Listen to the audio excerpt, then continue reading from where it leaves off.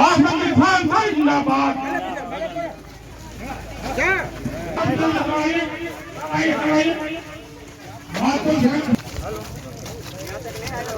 चलो आवाज़ें काफ़ी है।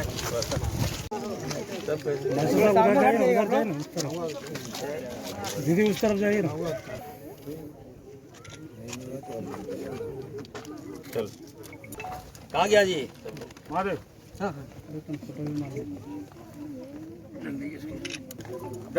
सारी जिंदाबाद।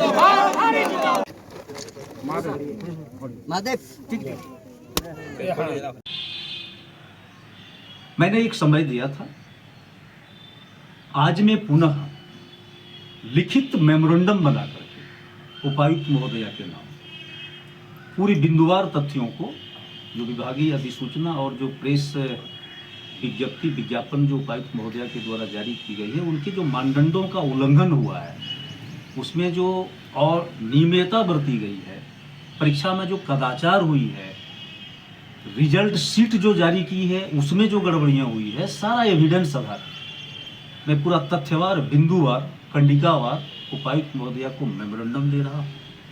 और एक मैं समय उनको दे रहा हूं उपायुक्त महोदया को कि मेरे मेमोरेंडम को अवलोकन करते हुए इसमें पूर्ण रूप से गंभीरता और तत्परता दिखाते हुए स्वतंत्र और निष्पक्ष रूप से इसकी पूरी जांच करके जो गड़बड़ी हुई है उस गड़बड़ी के तहत, गड़बड़ी तो पुष्टि हो गई है, उनके सारा सिस्टम भी गड़बड़ी को पुष्टि कर दी है, तो इसको नए सिरे से जो है फिर से विज्ञापन निकाल करके फिर से पूरी प्रक्रिया को करते हुए लिखित परीक्षा ली जाए और पूरे इस बार स्वतंत्र और निष्पक्ष रूप से जो है सारी प्रक्रिया के तहत ये चौकीदार नियुक्ति की जो है बहाली की जाए। अगर मेरे मेमोरेंडम पर विचार नहीं की जाएगी और इसको इग्नोर कर दिया जाएगा तो मैं पहले भी बोला हूँ, मैं लोकतांत्रिक आंदोलन करने के लिए बाध्य हूँ। तो मैं अनुमंडल कार्यालय के समक्ष इस प्रक्रिया में जो गड़बड़ियां हुई है और जो मेरे मेमोरेंडम पर इस पर किसी प्रकार का संज्ञान नहीं ली गई, इसको लेकर के मैं विराट धरना प्रदर्शन एक दिवसीय करने जा रहा हूँ। उसके बावजूद भी अगर जिला प्रशासन बाज नहीं आएगी, इस पर जांच नहीं होगी और ये प्रक्रिया में सुधार नहीं किया जाएगा, नए सिरे से नहीं करेगा, तो मैं फिर जो है इसके लिए उच्च स्तर तक मैं जाऊंगा, जहां उच्च स्तरीय जांच हो वहां भी मैं मेमोरेंडम दूंगा। उसके बावजूद अगर समस्या का समाधान नहीं होगा तो मैं फिर उच्च न्यायालय का दरवाजा खटखटाऊंगा, लेकिन किसी भी परिस्थिति में यहाँ के नौजवानों को, बेरोजगारों का जो हक और अधिकार है उसको छीनने नहीं दूंगा। और उस पूरी प्रक्रिया में जो विधि के साथ जो पूरे जो वैधानिक है, वैधानिक प्रक्रिया के तहत वो करे, मुझे कोई आपत्ति नहीं। अगर यह प्रक्रिया में जो गड़बड़ी हुई है, इस गड़बड़ी के तहत भी इसको इग्नोर करते हुए जो है गलत कर दिया जाएगा तो निश्चित रूप से हम छोड़ने वाले नहीं हैं और मैं जहां तक भी मुझे जाना पड़ेगा मैं जाऊंगा।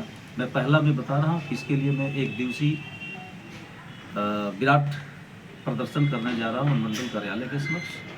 फिर आगे हम उच्च अधिकारी के पास जाएंगे जाँच के लिए, फिर हम हाईकोर्ट का भी दरवाजा खटखटाएंगे, लेकिन ये प्रक्रिया में हम गलती नहीं होना चाहिए। धन्यवाद। भाजपा लगातार आरोप लगा रही सरकार पर कि इसमें धांधली हुई है, अनियमितता हुई है जामताड़ा में, इस पर क्या कहें? देखिए, सरकार तो हमारी है और जो जानकारी मिल रहा है कि कुछ गड़बड़ियाँ हुई है, मैं स्वीकार करता हूँ कि जो बाहर के लोग हैं उनको 50 में 50 मार्क्स मिल गया है।